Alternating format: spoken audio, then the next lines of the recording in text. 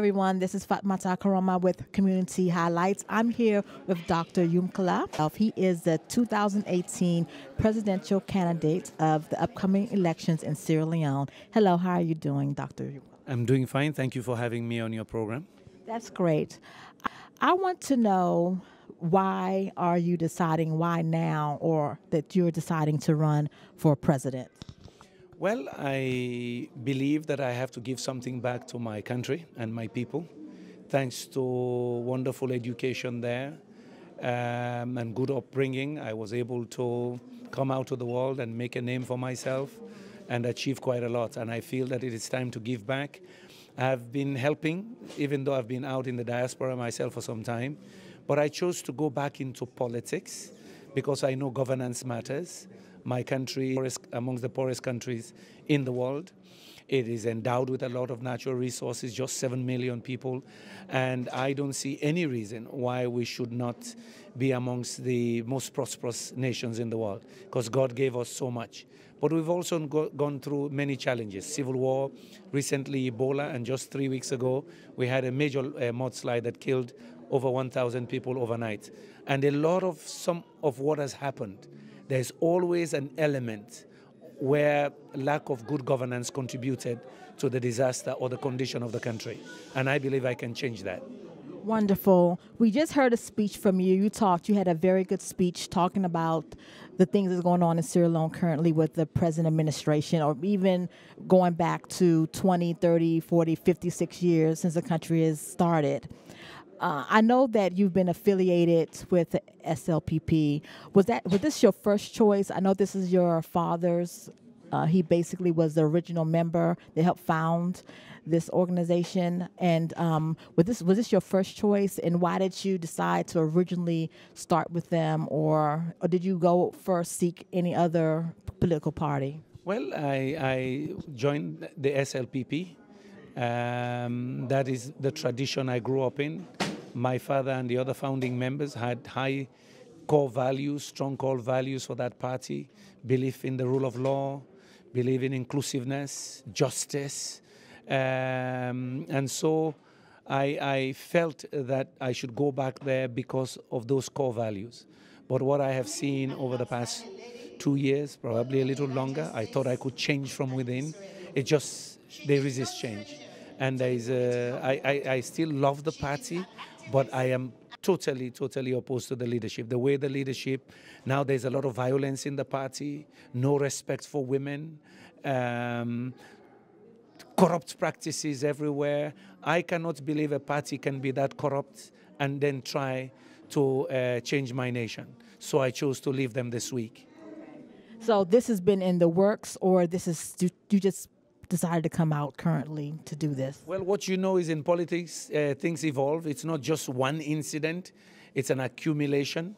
I had joined others before to try to get constitutionality, respect for the constitution within the party, a level playing field, and people just don't want that. And when I see what is going on now, time is running out, and there's the urgency of now.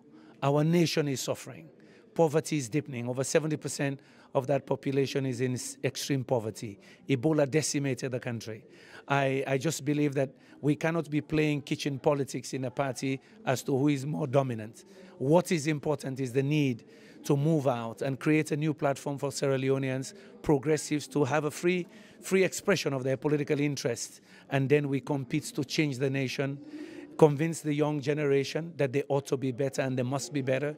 They must be as good as kids in Ghana, in Rwanda, in other African countries where we've seen change and progress. What I see now worries me in Sierra Leone, and I think because of the urgency of now, 6 months before the election, that I chose to have separate ways with my father's SLPP.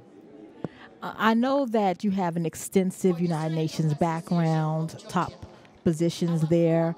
How does that come in, your expertise in the United Nations and your experiences? How does that come into play with this campaign, or you being president, or your governance? I believe that has enriched me a lot.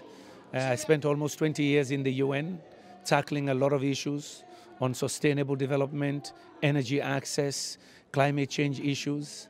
My profession itself is agriculture. I did quite a bit of work in agribusiness with colleagues, industrialization, structural change, all of that knowledge I believe I can bring home, but also the global network of friends and goodwill that one has. No nation can develop on its own now, especially poor countries. You need strategic partnerships. I believe I bring those assets back and a lot of knowledge base. I worked quite extensively with Asian countries, Bangladesh, Cambodia, Vietnam. We had programs in all of those countries, and I've seen them transform. In 20, 25 years, 30 years, I've seen where they've come from. That even gave me the courage that we are not condemned or doomed to be poor and be basket cases, that in fact transformation is possible, and because there are best practices we can copy from others. This is the age of the knowledge economy.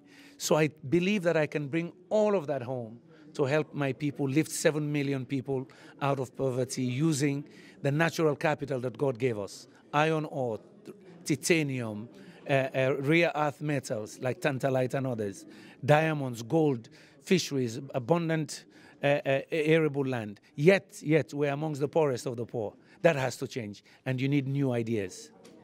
Considering we all know some of the things that's going on with this administration, such as the Ebola and the mudslide and how it's handled, can you please tell us what will you do different? What can you bring to the table? What change can you make? I know you said some of that, but can you elaborate a little bit into what change can you make? How will you be different?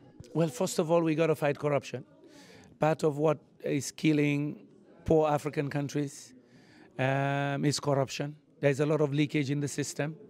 Once the corruption is endemic, no long-term planning holds, because everybody is focusing on the short term. Who can grab as much money as they can for personal aggrandizement? That has to change. So we must fight corruption. That means that yes, there must be a lot of personal integrity, a new brand of leadership that will give people confidence that you can do your honest labor and you can still live well. Second, we have to diversify the economy. One of the things that has happened with us is we've focused on just a handful of minerals. And once immediately commodity prices plunge, like happened to iron ore over the last 3 years, over a 50% decline in value, our whole economy just went into shock. So we have to diversify, and given our geographic location, I believe that some degree of light manufacturing can be done, agribusiness can be developed. Thirdly, we have to invest heavily in the social sector, education and health. Fourth, we have to look at vulnerable groups, the youth. We have almost 60% youth unemployment rate. We have a lot of young girls, high teenage pregnancy. We also have to invest in healthcare. Those are top priorities for me, but of course, infrastructure and energy to enhance systemic competitiveness of the economy.